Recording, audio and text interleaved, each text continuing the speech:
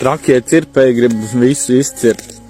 Nē, mūsu mērķis nav visu izcirpt, mūsu mērķis ir veidot sakopts īpašumus, sakopt vidi sev apkārt. Te arī bija viss aizaudzis, izņēmām ārā visu, kas ir nesmuks, atstājot ainaviskos kokus. Un tur ir tālumā bērži izretināti, tur ir melrācijas grāvīts iztīrīts ar uz priekšu. Tā kā, lai īpašumam būtu pievienotā vērtība un viss būtu smuki sazaļos, būs ļoti skaisti. Jo pārsvarā tā aina ir šādi te. Te jau pat pavēršot kameru šo pusi ir drūms skats.